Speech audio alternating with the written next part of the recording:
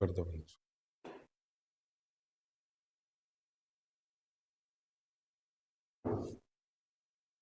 दोस्तों सभी को नमस्कार। दोस्तों आज एक नए सेशन के अंदर फिर से आपका स्वागत है। अभी हाल ही में हरियाणा के अंदर जो पीजीटी के इंटरव्यू चले हुए हैं उसमें हरियाणा जीके से भी कुछ क्वेश्चन पूछे जा रहे हैं, कुछ साथियों से पूछे गए, कुछ से नहीं पूछे गए। तो दोस्तों ये आपकी किस्मत है कि आपसे पूछे जाएंगे या नहीं, ठीक है। तो फिर भी आप यदि इंटरव्यू देने के लिए जाओ तो आपको हरियाणा की कुछ बेसिक जो चीजें हैं उनके बारे में पता होना चाहिए। आज मैं जो चर्चा करने जा रहा हूं दोस्तों, हरियाणा जो नई सरकार बनी है, तो एक राज्य की नई सरकार के चुनाव हुए थे, उसके बाद एक नई सरकार का गठन किया गया। तो आज इसी डाटा पर मैं डिस्कस करने जा रहा हूं कि जो मंत्रिमंडल का विस्तार किया गया, निर्माण किया गया, उसके अंदर कितने विधायक को जगह मिली और कौन सा व्यक्ति कौन सा मंत्री बना। तो इन चीजों पर हम एक छोटी सी चर्चा करने जा रहे हैं। तो ये चीजें आपने ध्यान रखनी है, आपसे पूछी भी जा सकती हैं और कईयों से पूछी जा रही हैं। तो दोस्तों शुरू करते हैं आज के इस सेशन को। यदि दोस्तों आप नए हो तो आप हमारे इस चैनल को कीजिए, लाइक कीजिए। यदि आपको कोई भी डाउट है तो आप मैसेज कर सकते हैं।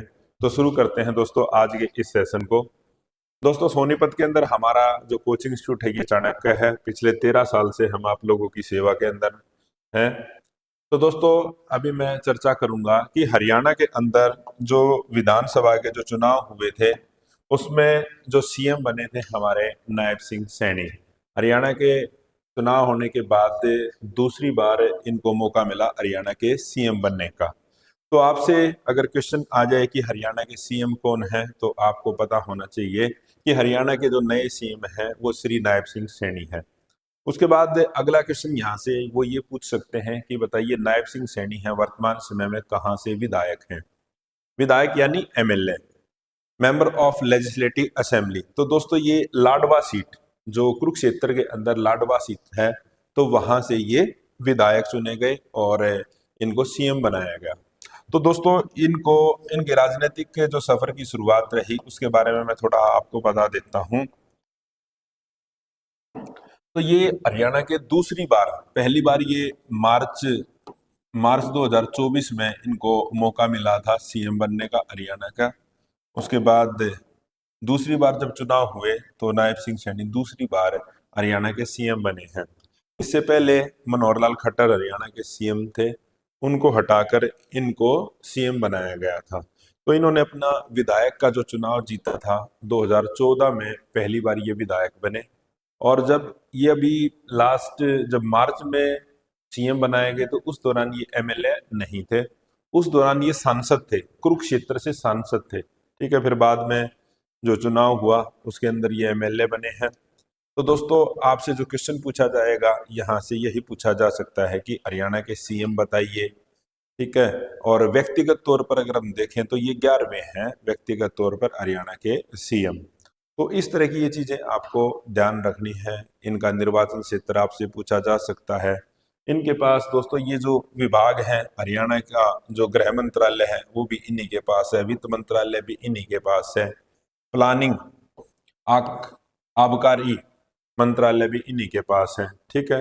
तो मेन मेन तो आपने एक तो यही ध्यान रख लेना, और बाकी ये जो है ना, ये जो दूसरे मंत्रालय हैं वो इतने नहीं पूछे जाएंगे। हाँ, गृह मंत्रालय के बारे में पूछा जा सकता है, वित्त मंत्रालय के बारे में पूछा जा सकता है, ठीक है। तो ये यहाँ से आपको ये डाटा ध्यान में रखना है, ठीक है। और ज्यादा कोई डीप में जाएगा तो पूछ सकता है, लेकिन नहीं तो आप ये चीजें ध्यान रख लेना, ठीक है।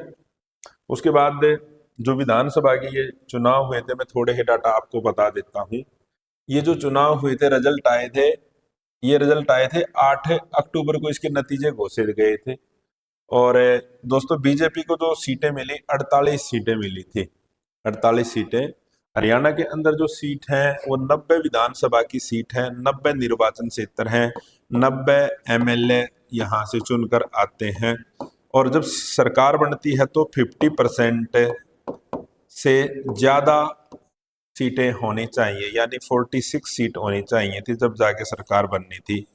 तो 48 सीटें के आने के बाद जो सरकार बनी तीसरी बार हरियाणा में बीजेपी की तीसरी बार सरकार बनी है।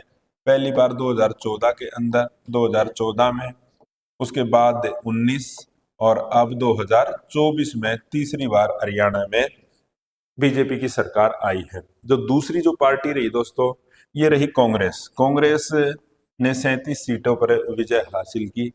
अब की बार ये लगाया जा रहा था कि जो चुनाव से पहले ये था कि भाई जनता के अंदर विरोध है, सरकार बदल जाएगी, ठीक है, तो इस तरह के भी अनुमान था। लेकिन बीजेपी ने तीसरी बार हरियाणा के अंदर अपनी सरकार बनाई। और जो इंडियन नेशनल लोक दल, जो खाली मात्र 2 सीटों पर ही ये सफलता पाई। इस बार चुनाव के जो नतीजे चौंकाने वाले हैं, क्योंकि इससे पहले तो ये लगाया जा रहा था कि कांग्रेस की सरकार आएगी। हाँ, जो खासकर लड़की इंटरव्यू देने के लिए जाएंगे, जो फीमेल कैंडिडेट्स हैं, वो ध्यान रख लेना, उनसे ये भी क्वेश्चन पूछे गए हैं, अब की बार विधानसभा के अंदर बताइए कितनी महिलाएं विधायक बनकर आई हैं। तो दोस्तों, ये 15वीं विधानसभा है। 15वीं विधानसभा के अंदर 13 महिलाएं चुनाव जीत के आई हैं। 13, ये डाटा भी आपसे पूछा जाएगा, ये ध्यान रख लेना। उसके बाद इससे पहले जो 19 में थी, उसमें दोस्तों 8 महिलाएं चुनाव जीत के आई थी। और 2013 में जो 13वीं विधानसभा थी, वहां से 13वीं विधानसभा के अंदर 13 महिला विधायक चुनाव जीत के आई थी। तो ये डाटा आपने ध्यान में रख लेना है दोस्तों। कोई ज्यादा लंबे चौड़े डाटा नहीं है, आसान ये है, कॉमन ही बातें हैं। ये तो वैसे भी पता होनी चाहिए आपको, इंटू देने जाओ या ना भी जाओ, ठीक है। तो आप हरियाणा प्रदेश के वासी हो तो आपको अपने स्टेट के बारे में इतनी तो जानकारी होनी चाहिए।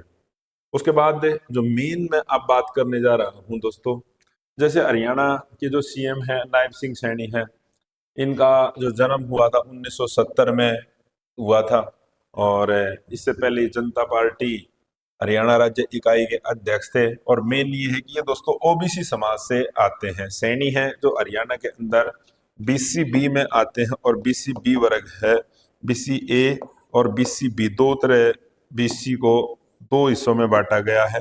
तो ये सैनी समाज से हैं जो बीसी बी के अंदर आते हैं। अभी मैंने बताया था कि लाडवा से इन्होंने चुनाव जीता है। और जो मुख्यमंत्री की शपथ ली इन्होंने, जो नतीजे आए थे 8 अक्टूबर को, और इन्होंने मंत्री पद की जो शपथ ली है दोस्तों, ये 17 अक्टूबर को ली।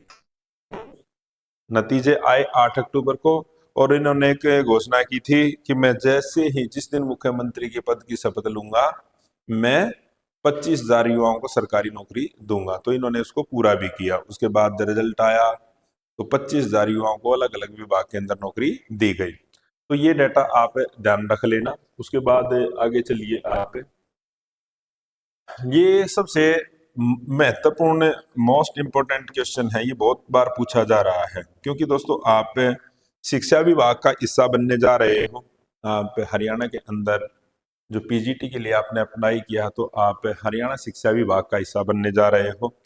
तो ये तो लाजमी है कि आपसे एजुकेशन मिनिस्टर के बारे में पूछा जाए, आपको एजुकेशन मिनिस्टर के बारे में पता होना चाहिए। तो वर्तमान समय में हरियाणा के अंदर जो एजुकेशन मिनिस्टर हैं दोस्तों, ये श्री महिपाल सिंह डांडा, महिपाल सिंह डांडा ही ये कैबिनेट मंत्री हैं। तो इनके पास दोनों तरह के एजुकेशन हैं। एक तो स्कूल एजुकेशन के भी मंत्री यही हैं, और हायर एजुकेशन के भी मंत्री यही हैं, ठीक है। अब दोस्तों, स्कूल एजुकेशन, आप स्कूल हम बात करते हैं तो 1 से लेकर 12th क्लास तक की जो एजुकेशन होती है उसको हम स्कूल एजुकेशन कहते हैं। उसके बाद आप आगे डिग्री के लिए जाओगे, किसी न किसी कॉलेज में जाओगे, तो उसको हम विश्वविद्यालय कहते हैं। तो वो डिपार्टमेंट भी इन्हीं के पास है, उसको नाम दिया जाता है हायर एजुकेशन। आपसे पूछ लिया जाए हायर एजुकेशन के बारे में बताइए, तो कई बार क्वेश्चन नहीं आता कि अपनी हायर एजुकेशन के बारे में बताइए, तो वहां पर बात की जाती है कॉलेज लेवल पे, ठीक है, आपने जो डिग्री की है उसकी बात की जाती है। तो इनके पास हायर एजुकेशन का विभाग भी इन्हीं के पास है। ये लगातार दोस्तों तीसरी बार जो सरकार बनी है, उसके अंदर जो 13 मंत्रियों ने शपथ ली, इसमें 13 मंत्री चुने गए हैं। 13 मंत्री चुने गए हैं, ठीक है। और जो ये मंत्री चुने गए हैं दोस्तों, ये भी पूछा जाता है कि ये एमएलए कहाँ से हैं, यानी कहाँ से विधायक चुनकर आए। तो दोस्तों ये पानीपत के अंदर 2 सीट हैं, एक तो ग्रामीण, पानीपत ग्रामीण और एक पानीपत शहरी। तो ये ग्रामीण सीट से चुनाव जीत कर आए हैं, यानी पानीपत ग्रामीण से एमएलए हैं, विधायक हैं। ये भी आपने ध्यान रखना है। इतनी जानकारी रख लोगे ये काफी है, ठीक है। हरियाणा के शिक्षा मंत्री आपसे पूछ लिया जाए, आप श्री महिपाल सिंह डांडा बताओगे, जो क्या ये मंत्री मंडल में इनको शामिल किया, कितने मंत्री हैं बनाए गए हैं, 13 बनाए गए हैं। तो ये कहाँ के विधायक हैं, कहाँ से विधायक बन के आए, ये आपसे पूछा जाएगा।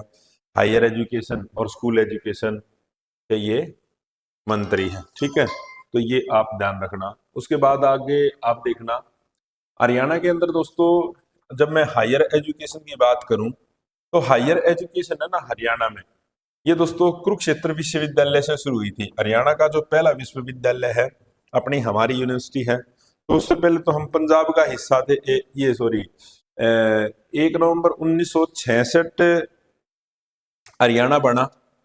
तो उससे पहले की भी जो यूनिवर्सिटी कौन सी है, ये हमारे हरियाणा के अंदर कुरुक्षेत्र यूनिवर्सिटी है, ठीक है।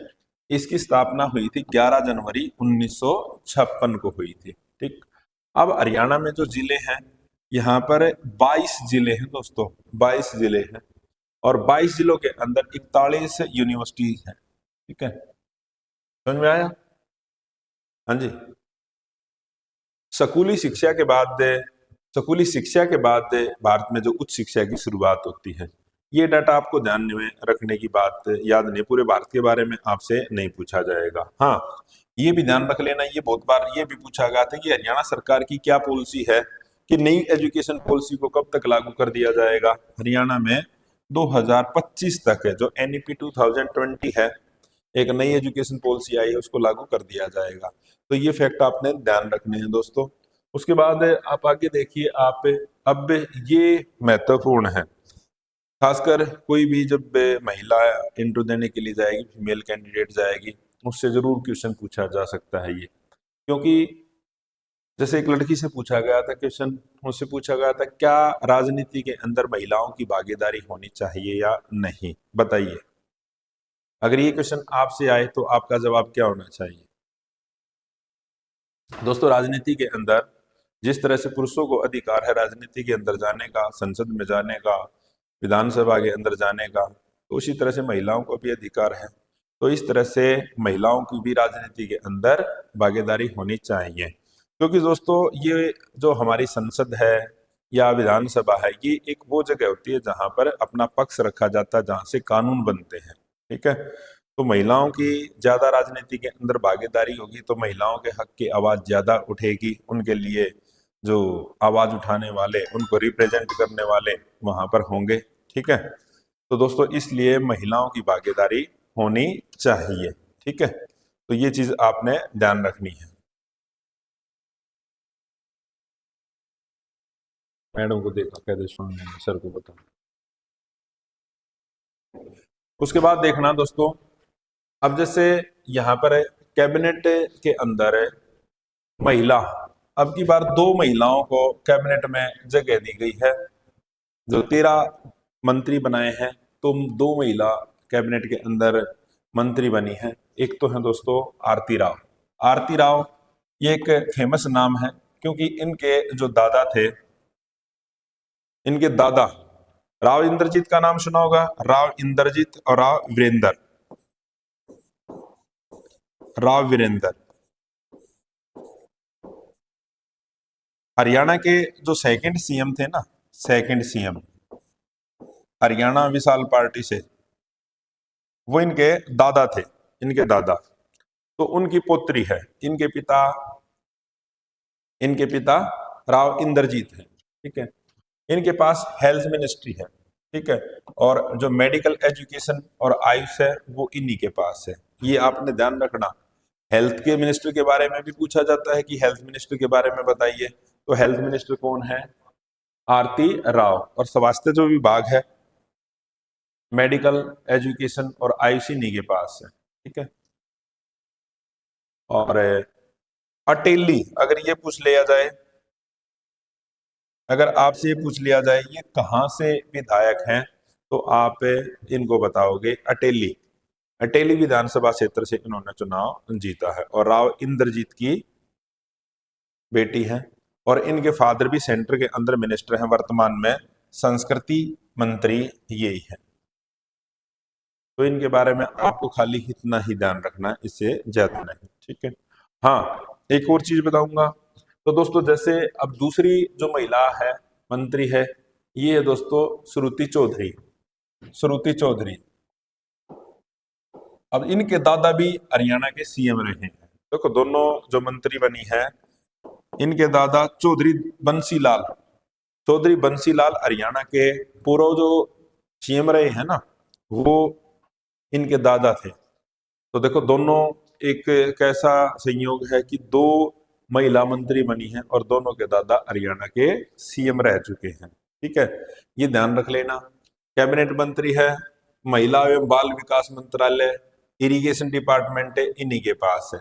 जन्म इनका 1975 में हुआ था। इससे पहले ये सांसद भी रह चुकी हैं, सांसद, कांग्रेस सरकार थी उसमें सांसद रह चुकी हैं। अब यहां से तो खाली आपने ये ध्यान रखना है कि अक्टूबर में जो चुनाव हुए ना, ये तोसाम भिवानी से क्या है, ये एमएलए है, तोसाम भिवानी से, ये ध्यान रखना, ठीक है। हरियाणा के पूर्व सीएम बंसीलाल की पोत्री हैं। और दोस्तों एक चीज और मैं बताना चाहूंगा, अभी हरियाणा में राज्यसभा की सीट खाली हुई थी, ठीक है।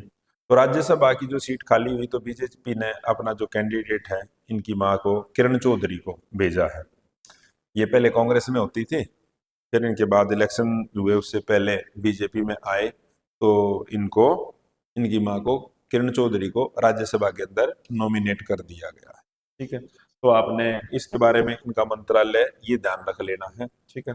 अब जैसे मैं आपसे तो दोस्तों एक क्वेश्चन पूछता हूं, जैसे एक ये क्वेश्चन भी पूछा गया था कि हरियाणा के अंदर सबसे युवा मंत्री कौन है, महिलाओं में मंत्री। इन दोनों में से यहाँ पे इसका जन्म हुआ है 75 का है और इसका जन्म है 79 का।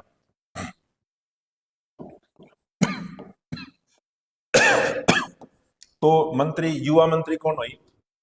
आरती राव। आरती राव, महिला जो युवा मंत्री है वो आरती राव है, ठीक है। तो ये डाटा आपने दोस्तों ध्यान रखने हैं। उसके बाद देखना, जो कृष्ण बेदी है हरियाणा में, ये भी कैबिनेट मंत्री हैं। इनके पास जैसे social justice, SC BC welfare, ये डिपार्टमेंट है, इनके पास है। कम ही चांस है इनके बारे में पूछा जाने का, ठीक है, फिर भी आपको ध्यान रखना चाहिए ये। हाँ, अनिल विज के बारे में पूछा जा सकता है। अनिल विज, ये महत्वपूर्ण है, इसको आपने ध्यान रख लेना है। अनिल विज के बारे में क्यों पूछा जा सकता है, ठीक है, क्योंकि दोस्तों हरियाणा में सबसे, अगर मैं ये कहूँ, ये सातवीं बार विधायक बने हैं, सातवीं बार अम्बाड़ा कैंट से ये चुनाव जीत आते हैं। और इनके पास जो ऊर्जा और ट्रांसपोर्ट और श्रम विभाग है, अब जैसे ये काफी, जैसे ही इनको ट्रांसपोर्ट विभाग इनको दिया था ना, तो इन्होंने बस में चढ़ गए थे, उसके बाद इन्होंने यात्रा की थी, जो चंडीगढ़ से दिल्ली जाने वाली बस थी ना, उसके अंदर ये बैठ गए थे, ठीक है। तो दोस्तों ये जो मैंने आपको मंत्री बताए हैं, इनके बारे में आपको ध्यान रखना है। ये जो विधायक हैं अनिल विज, इनकी बीजेपी से नाराजगी भी चली, क्योंकि ये मुख्यमंत्री के पद के दावेदार थे, क्योंकि ये इन्होंने कहा कि मैं सबसे ज्यादा बार विधायक चुनने वाला हूँ, ज्यादा बार चुनाव जीत के आया हूँ, बीजेपी तो मेरे को मिलना चाहिए इसका श्रेय। लेकिन बीजेपी ने इस चीज को नहीं माना और इनको खाली मंत्री बना दिया, ठीक है। तो दोस्तों इस तरह की जो जानकारी हम आपके लिए लेके आते रहेंगे। तो इसी क्लास को मैं कंटिन्यू करूंगा, अपनी दूसरी में लेके आऊंगा, इसी को आगे हम कंटिन्यू करेंगे। इसमें मैं बाकी और जितने जो मंत्री हैं और हरियाणा विधानसभा के बाकी और जो डाटा हैं, और कौन कितनी महिलाएं इसमें अब की बार चुनाव जीत के आई हैं, उनमें से सबसे युवा कौन है, तो इस तरह के जो डाटा हैं मैं आपके सामने डिस्कस करूंगा नेक्स्ट क्लास के अंदर। तो दोस्तों आपको अगर कोई भी जानकारी चाहिए या जो मैं आप लोगों को ये पढ़ा रहा हूँ इसकी पीडीएफ भी चाहिए आपको, तो आपने हमारी जो ऐप है वो डाउनलोड कर लेनी है एडू चाणक्यन के नाम से। एडू चाणक्यन के नाम से आपने हमारी ये ऐप डाउनलोड कर लेनी है। वहां पर ये आपको बिल्कुल फ्री मिल जाएंगे। और कोई भी आपकी इंक्वायरी है तो आप 999640 पर कॉल कर सकते हो। हमारे यहाँ पर सभी तरह के जो बैच चले हुए हैं, आपने एचपीएससी पीजीटी का कोई भी किसी भी तरह का इंटरव्यू देना है तो आप हमसे जुड़ सकते हो। तो आज के इस सेशन के अंदर इतना ही। बाकी जो क्लास है इसकी जो सेकंड पार्ट है वो मैं जल्द ही आपके लिए लेके आऊँगा। तब तक आप इसको कवर कीजिए और आप इसके बारे में कमेंट कीजिए। आपका और भी कोई जो क्वेश्चन हो तो जय हिंद, जय भारत, जय हरियाणा।